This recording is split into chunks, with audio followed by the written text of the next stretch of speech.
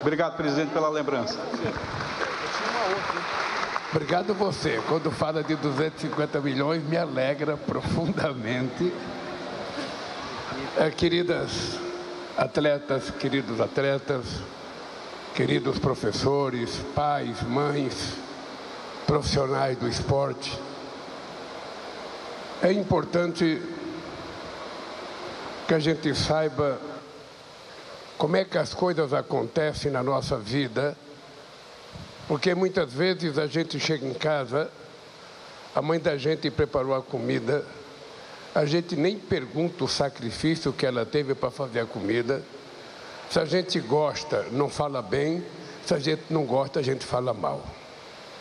Cuidar de uma coisa importante como esse Centro Paralímpico e fazer investimento em atletas que estão, iniciando a sua vida profissional, ou pessoas portadoras de deficiência, não é uma decisão simples nesse país, que muitas vezes as pessoas são excluídas a partir do berço em que elas nascem, a partir da cor que elas têm e a partir da sua visão física. Porque, no fundo, a gente precisa começar a olhar um governo, seja municipal, estadual ou federal, que tenha um olhar para o conjunto da sociedade que ele representa. Não é olhar apenas para uma parte da sociedade que ele representa. É olhar para o conjunto, independentemente de qualquer coisa, do Iapoque ao Chuí. O governante precisa olhar para a totalidade das pessoas que ele representa e cuidar das pessoas, dando oportunidade e igualdade de condições para todas as pessoas.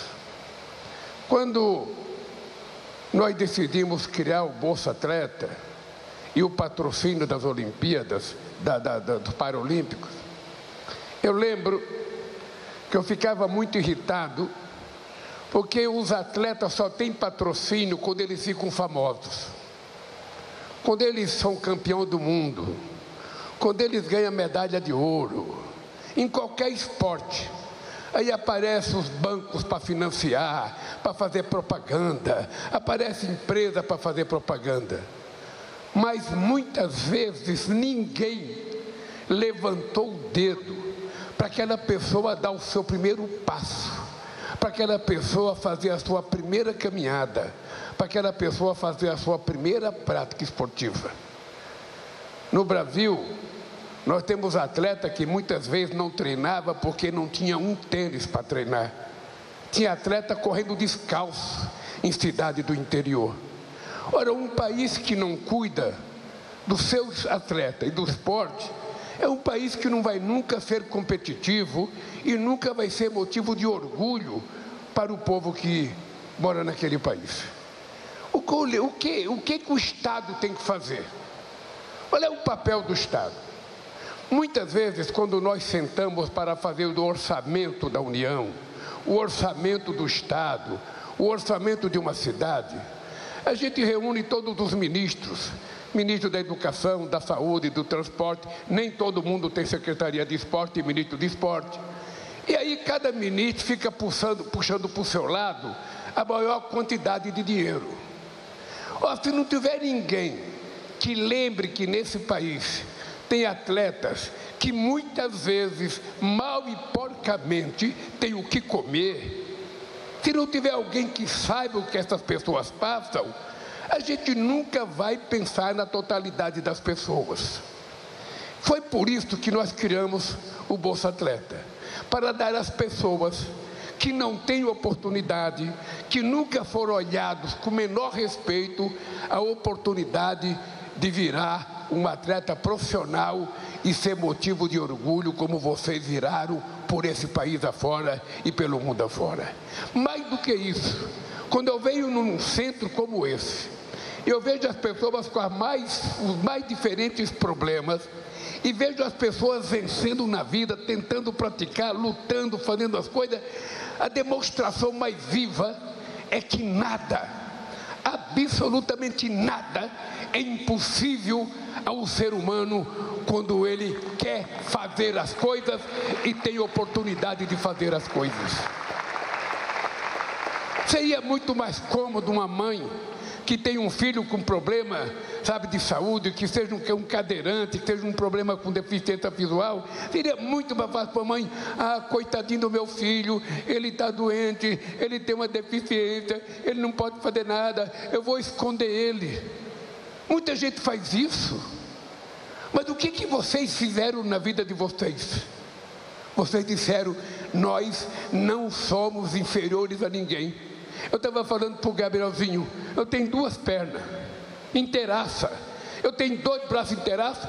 E quando eu vejo ele nadar, eu falo: que vergonha, desgraçado, eu não sei nadar. E aquele cara nada tanto como ele. Ora, o que ele precisou? Ele teve a vontade que eu não tive, ele teve a disposição que eu não tive, ele teve a garra que eu não tive, e ele conseguiu ser o que ele é. Assim são vocês e são as pessoas que eu conversei ali. Uma menina escrevendo o nome dela com o nariz no celular. É uma coisa que milhões de pessoas que estão em casa não sabem que é possível. O que a gente não pode é se entregar nunca. O que a gente não pode é ceder nunca. O que a gente tem que dizer para a gente é que a gente tem que teimar, tem que tentar, porque a gente vence na vida. Fazer uma coisa prazerosa, praticar esporte e ter a ambição de ganhar uma medalha.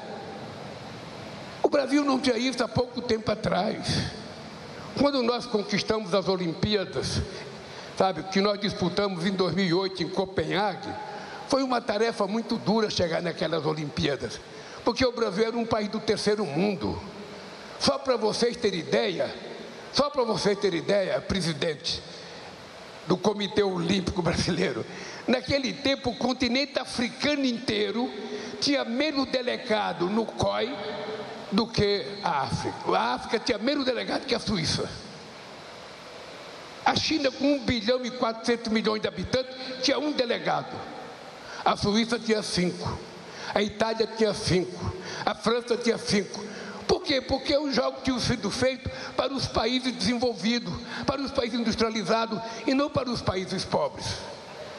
E nós visitamos muito país, reivindicando voto. O dia mais feliz da minha vida foi o dia que aquele presidente suíço do Comitê Internacional citou o nome Rio de Janeiro. Aquilo para mim foi uma apoteose que eu nunca vi na minha vida, tanta alegria. O Brasil finalmente ia sediar uma Olimpíada. E o Brasil sediou. E naquele tempo eu voltei para o Brasil, Alckmin, me reuni com quase todas as federações e confederações do esporte, de todas as categorias, dizendo para eles: pelo amor de Deus, vamos aproveitar essa oportunidade que a gente vai fazer as Olimpíadas de 2016, nós estamos em 2008, nós temos 8 anos pela frente, uma criança de 10 anos vai estar com 18, vamos treinar essa criança, vamos levar ele para a escola, vamos fazer essa criança treinar esporte, qualquer coisa. Lamentavelmente isso não foi feito. Lamentavelmente isso não foi feito. E era importante que a gente compreenda que hoje cada prefeitura deve ter o direito, a obrigação de cuidar das pessoas, cuidar de todo mundo que quer praticar esporte, incentivar as pessoas a partir da escola. É por isso que eu quero terminar o meu mandato sendo o presidente que mais escola de tempo integral eu vou fazer nesse país, para que as crianças possam ficar o dia inteiro na escola, estudar e praticar o que eles quiserem. Porque senão a gente não vai criar a nação forte que nós queremos. Por isso é que naquele tempo a gente decidiu que a Caixa ia patrocinar o esporte, ia patrocinar o Paralímpico. E hoje, querido Carlos, eu estou orgulhoso de ver o resultado. Estou orgulhoso. Se tinha uma coisa que faltava eu ver, foi ver esse centro do jeito que ele está hoje.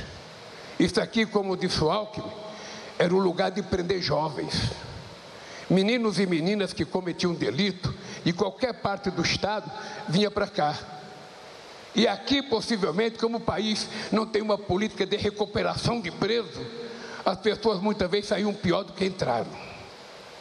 E aí, este terreno foi doado pelo Alckmin para fazer esse centro. A Dilma entrou com o dinheiro. E tem muita gente que fala que isso é gasto. Tem muita gente que fala, não precisa fazer isso. Quando vai distribuir o dinheiro do orçamento, não, isso não é prioritário. Para que gastar dinheiro? Para que gastar dinheiro tentando formar atleta paralímpico? Não precisa não, porque isso é muito gasto.